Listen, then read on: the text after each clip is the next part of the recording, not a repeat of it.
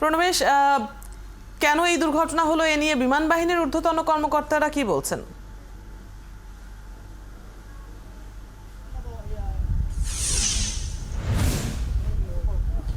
অদিতি, এর মধ্যে এই যেটি দুর্ঘটনা কবলিত হয়েছে বিমান বাহিনীর যে প্রশিক্ষণ বিমানটি, সেটি কি কারণে দুর্ঘটনা হয়েছে বা কি ঘটনা হয়েছিল সেটি এখনো পর্যন্ত বিস্তারিতভাবে কেউ আমাদেরকে জানায়নি।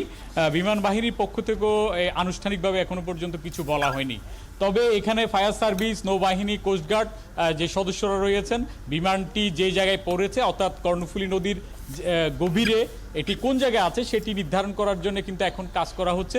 এখানে যারা কাজ করছে তারা বলছেন যে এটি কর্ণফুলীর কোন জায়গায় অবস্থান করছে সেটি জানার পর এখানে ডুবুরি দল সমন্বিতভাবে, তিনটি বাহিনীর সবার সমন্বিতভাবে ডুবুরি দল এখানে কাজ করবে বিমানটি উদ্ধার করার জন্য। আমরা যেটি জানতে পেরেছি এবং ফায়ার সার্ভিসের যারা এখানে আছেন তারাও আমাদেরকে যেটি জানিয়েছেন যে এটি জহুরুল হক ঘাঁটি থেকেই উড্ডয়ন করেছিল 11টার কিছু আগে। পরবর্তীতে এটি ফিরে যাওয়ার সময় এটি দুর্ঘটনা কবলিত হয়, নিচের অংশে আগুন লেগে যায় এবং যারা এখানে প্রত্যক্ষদর্শী আছেন, বিভিন্ন জাহাজ যেগুলো এখানে রয়েছে কর্ণফুলী নদীতে, এখানকার যারা নাবিকরা রয়েছেন তারাও আমাদেরকে যেটা জানিয়েছেন যে পরবর্তীতে তারা দেখতে পান আকাশে আগুন লেগে সেটি কর্ণফুলী নদীর 11 নম্বর ঘাট অর্থাৎ বোট ক্লাবের পেছনের দিকে যেখানে রয়েছে সেখানেই পড়ে যায়।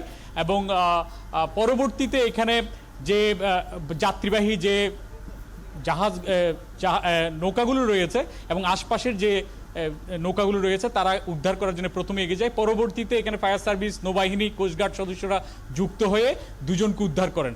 আর বিমানটিতে যে দুজন পাইলট ছিলেন তারা আগুন লাগার সাথে সাথেই প্যারাশুট নিয়ে লাফ দিয়েন এবং তারাও কর্ণফুলী নদীতে এসে পড়েন।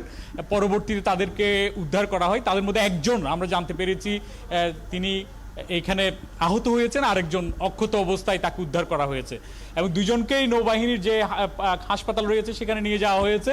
তো আনুষ্ঠানিকভাবে এখনো পর্যন্ত নৌবাহিনী কিংবা বিমান বাহিনীর পক্ষ থেকে আমাদেরকে কিছু জানানো হয়নি। তবে ফায়ার সার্ভিসের কর্মীরা যেটা বলেছেন তারা এখানে তারা যন্ত্রপাতি নিয়ে আসছেন। আমরা একজন প্রত্যক্ষদর্শীর সাথে কথা বলতে চাই। আপনি যেহেতু এই জাহাজটিতে অবস্থান করছিলেন এবং অদূরে এটি বিধ্বস্ত হয়েছে, আপনারা কি দেখতে পেয়েছেন এবং কিভাবে এটি উদ্ধার? এটা বিমান বাহিনীর যে বিমানটা অ্যাক্সিডেন্ট হয়েছে ও বিমানটা ইয়াতে ছিল, এখানে টার্নিংয়ে ছিল। এদিক থেকে এদিকে যখন মুভ করতেছিল তখনই আমরা পিছনে আগুন দেখছি। আগুন দেখি সবাই বাইরে এলাম।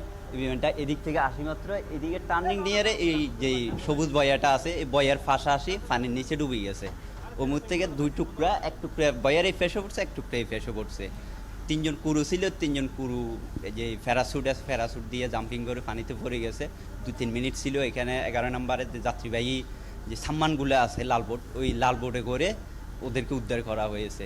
তারপরে নৌবাহিনী আসছে, বিভিন্ন উদ্ধারকর্মী আসছে, কোস্টগার্ডের বোট আসছে, এরা আসিয়ে নিয়ে গেছে। প্রণবেশ, আমরা জেনে নিচ্ছিলাম সবশেষ আপডেট এই বিষয়ে এবং একজন প্রত্যক্ষদর্শীর বক্তব্য আমরা শুনলাম। নিশ্চয়ই ব্রিফিং হলে আমরা সে সম্পর্কে আরো বিস্তারিত জানতে পারবো।